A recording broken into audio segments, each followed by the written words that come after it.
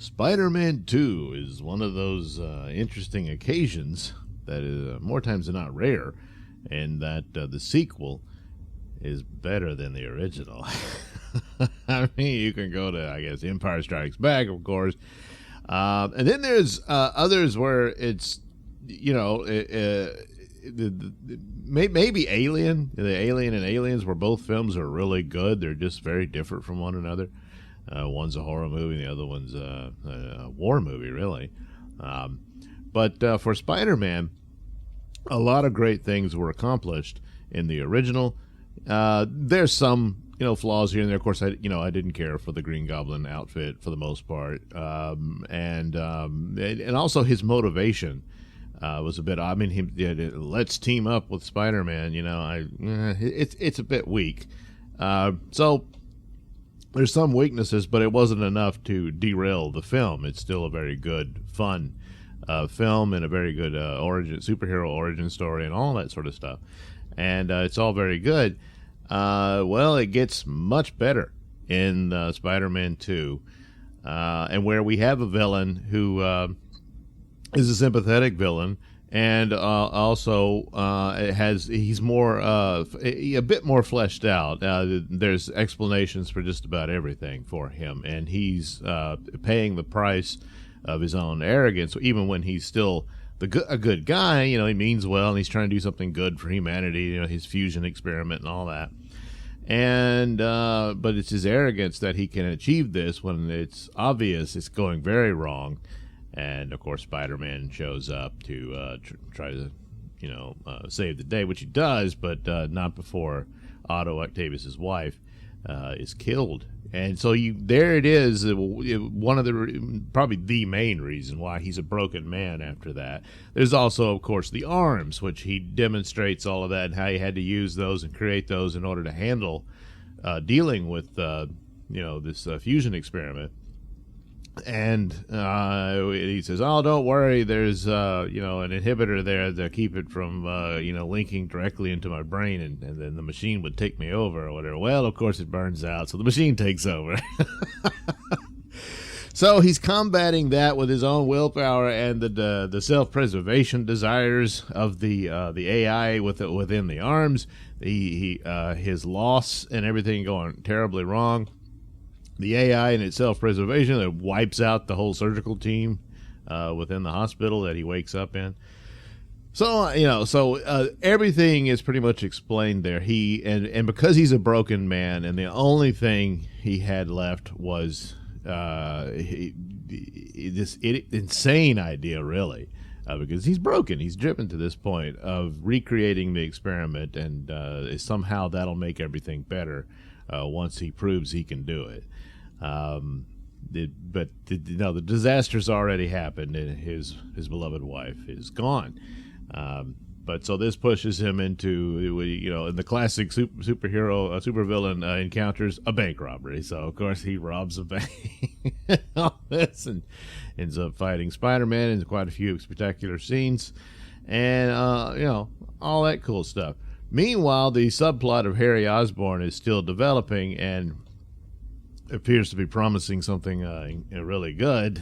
Well, but nevertheless, for this movie, it's all very good. And so Osborn is involved with Otto because this is the Oscorp is pursuing the fusion experiment, and it's a big failure and everything. And so Harry's like, damn it, he's trying to live up to his father's legacy and all this. And of course he blames Spider-Man for his father's death.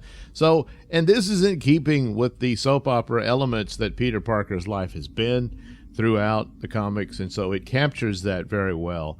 And of course, as always with the movies, you can't get it all. It's too many stories, it's too long and all that. But when you can pay respect to it and homage to it, and then weave it into your plot and narrative, it works. There's plenty of stuff there to make use of instead of just ignoring it and just trying to make up some story and fit Spider-Man or Superman or whoever on top of it, and you end up with a disaster. So here, Raimi's doing a very good job of weaving all this stuff in, and then of course the continuing romance with Mary Jane.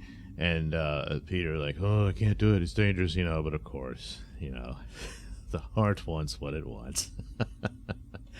And all of that stuff, and it's all very good. And so ultimately Harry, basically hires Dr. Octopus to bring him Spider-Man. So because in order to do the fusion, he can get all the money for the equipment and everything. And this is sort of a callback to what it looked like in Darkman, with the secret hideout, the old abandoned warehouse, which is typical of supervillains. So that's there, and it's all very decrepit and stuff. But here, Darkman was a bit of a broken man, but he becomes, a superhero, whereas Dr. Octopus is broken, becomes a supervillain. But both go to these, hidden areas and recreates the equipment for their experiments. And so he's got all the equipment and everything, but he needs the fuel source, which is very rare, and Osborn has it. So he approaches him, and then Osborn realizes, well, I could get him to get Spider-Man. And the only lead they have, because Osborn's been pressuring Peter, he says, do you know? Because you're the one who gets all the cool pictures for the Daily Bugle. And it says, yeah, there's a reason for that. But at least Spider-Man had the mask, He's not like Clark Kent. He just has a pair of glasses. So people haven't figured it out yet. So, okay, so Dr. Octopus does this. He kidnaps Mary Jane. He's pursuing Peter Parker and says, you tell Spider-Man to meet me in a certain, all that sort of stuff. And the setup. This all leads to the spectacular fight between, which still holds up in my opinion, between Dr. Octopus and Spider-Man on the train. And so on and so forth. And Spider-Man has to do Herculean efforts to save everybody from near disaster there. And now, see, part of the deal here is that when you're the star of this major movie franchise, you want your face to be seen as much as possible. So, of course, Spider-Man keeps taking the mask off. This time in front of a train full of people. Now, it's still incredible because at the end, he saved their life. They were seeing, they were seeing the Grim Reaper. At the end of this, they're all probably got to go wipe and everything. But this guy saves them. So, of course, every last one of them says, we're never going to tell anybody what you look like, and all that. So, yeah, it'll work. So, but, of course, Dr. Octopus was waiting in the wings, and he comes and takes him. He's too badly beaten up. The people tried to defend him, but, of course, they're no match for his arms. He just pushes them aside and picks up Spider-Man and takes off. So Spider-Man is delivered to Harry Osborn, and he honors the deal. Gives Dr. Octopus I'm already forgetting what the tritium or something. Anyway, the fuel source for the fusion experiment, and off he goes. So Harry pulls out a dagger, and then he decides to pull the mask off, and dun dun dun, it's Peter Parker, and well, he's devastated by this. So this creates the problem to be dealt with at a later date, which is fitting within the comic books and the back and forth there, where Harry Osborn did become the second Green Goblin. Which, makes sense. Who else would it be? They don't have his drug abuse storyline in this, which breaks him further, which I think should have been there in some element, but it just isn't. So Spider-Man, of course, goes and confronts Dr. Octopus to save Mary Jane and everything. And then now the fusion experiment is going too far. Spider-Man tries to do what he did before, but it's too late. And he just has to appeal to Otto's humanity, and he gets through. And Otto, of course, was not intentionally meant to be an evil man. So at some point, he's able to be reasoned with, and he manages to take control of the arms without having to just follow their whims, and ends up saving the day. He ends up being the real hero because he's got to make that sacrifice. Especially when Spider-Man again takes his mask off, and Otto's like, oh, it's Peter Parker. and it makes the connection between the two and brings him back to what he was. And so he does the noble sacrifice, and it's his mess, so he's like, I gotta clean this.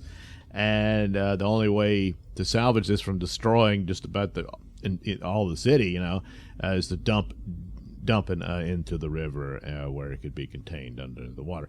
I guess it's still there. I don't know. But of course, as a result of this, Otto Octavius dies.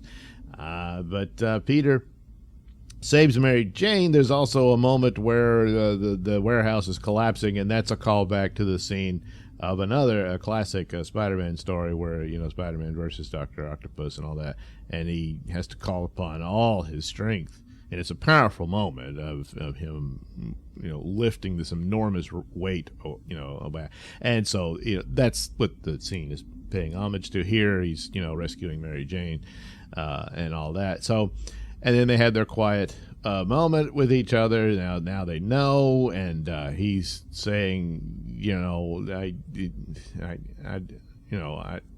couldn't bear, losing you to an enemy or what have you, and that sort of thing, and she understands it, but, she's, yeah, I'm not going with that.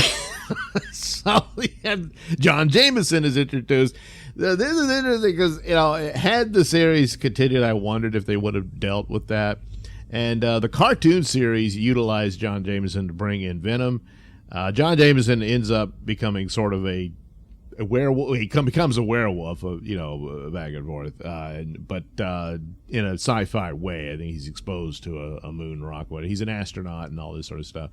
And the cartoon dealt with him being an astronaut, so because that's also part of the classic Spider-Man stories of Spider-Man trying to win J. Jonah Jameson over. Jonah's son is in trouble testing a capsule or whatever, and Spider-Man has to go rescue him, and he does. And they could have weaved all that in, with Venom, and then left the possibility open that the Wolf story could have happened in a later film and stuff. But it didn't work out that way. And but the cartoon series in the 90s did that, and it works a little better because it's too complicated to go through Secret Wars and all that stuff. But it was not to be. So Mary Jane is dating John Jameson, and he's a great guy. He's an astronaut, well established. He's a hero in his own right. But she's already in love with Peter. They go back a long time. There's a lot of history there, so it's hard to compete. So of course the wedding, and she stands him up at the altar. That's that's pretty bad, but I guess she just couldn't make up her mind to the last minute. But then at least, you get the cool scene of J. Jonah Jameson's head appearing. The scene. And so she goes to Peter and says, you can't fight fate or what have you, and all that sort of stuff. The only other aspect that I kind of thought was weak, but rewatching it, and I've thought about this sometime, is that Peter loses his powers through the story, and a lot of that would have to go to his mental state at the time and the depression of Mary Jane. He can't be with her, and it's wearing him down. And at some point, he just, so then it comes to the realization that, well, maybe he could be with Mary Jane if he's not going to be Spider-Man anymore. He doesn't have the powers, so he can't do it anymore. And so then, of course, there's the homage to the scene where the costume is just dumped in the trash and all that. There's an extra scene where it ends up at J. Jonah James' office, so he celebrates this and everything because he has the costume. There's a deleted scene where he actually puts it on and plays it. I wish I left that in there. But anyway, so yeah, it works to that extent that it was that he couldn't before. Well, without Mary Jane, and it seemed to be primarily with the web shooters, which. Yeah, I was never really a fan of that. I guess they figured it was too far-fetched for him to develop his web shooters, but you're in this fantastic world anyway that I thought that in that aspect, even the MCU where it works even better because this sort of stuff is happening all the time. And then the later one, they just go ahead and do it. You could establish that within Spider-Man's own world. So I didn't think that was necessary, that he just has these weird glands on his wrists. It's probably not where it would be if you know. But anyway, but yes, the loss of powers, and what is it? It's Mary Jane. It's all that brings it back, and he doesn't. He's you're in love with her. She's in love with you. It's that you can't just decide to turn it off. It doesn't work like that, and so that's the ultimate outcome there. And Spider-Man's back, and he defeats Dr. Octopus. So there you are. And he was a lot of lessons in it, especially with Dr. Octopus. Of course, the narrative, he wasn't always a sympathetic character in the comics. He was a very nasty man in a lot of ways. Different over the years. It changes here and there. But appearance-wise, very Alfred Molina really certainly owned the role. He looked the part and everything. Yeah, they didn't give him the green tights and with the orange belt or whatever. But the coat was sort of green, a little olive green, I guess. So good enough, and he had the goggles and all that. So. An excellent movie, and as of now, stands the best Spider-Man movie ever made, and it takes its place as one of the all-time great superhero movies. And there's a lot of lessons in it, especially when you're doing this and most importantly, a movie that respects the source material from which it came, and that's always all the best ones. That's always there in some form or fashion. So yeah, better than the first, and excellent film and classic. Made you very excited for what was to come, because you got a little teaser there. Harry Osborn discovers the secret goblin lair. Oh yeah. Well, what are we going to see? This way they could have just, meshed all the stories together to where he takes on the name Hobgoblin. You think, could that be what it is? And all this stuff. The only thing about that, the scene where he's hearing his father cackling. Now, he did hear him cackle in the previous movie briefly. He didn't quite understand what was going on. But I think his drug use and stuff probably would have been a necessary element to get him there. I mean, obviously, he's going through a lot. He's in the remorse of the loss of his father, his anger at Spider-Man, and then to discover Spider-Man as Peter, and all of this is hitting him hard. You give it a pass on it, but I think the drug addiction would have been a better element there. But it works anyway. So. But it's a great setup, but,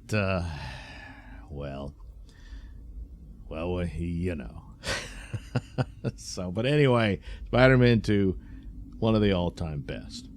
Thanks for watching and listening. Say, while you're still here, why not like and subscribe and share with your many friends? Yes. Also, check out my mini stores in the link description below. Yes, where you can get t-shirts, hats, mugs, all those goodies with my artwork on them. Oh, yeah. And head over to indieplanet.com and pick up a copy of my comic book, Night Night. Oh, yeah. You can also catch me at my podcast, Mr. Nailsin Show, on RadioMisfits.com. And you can also watch my videos on BitChute.com and now on Rumble.com. Oh, my goodness. So many places to watch me and my stuff. Oh, yeah.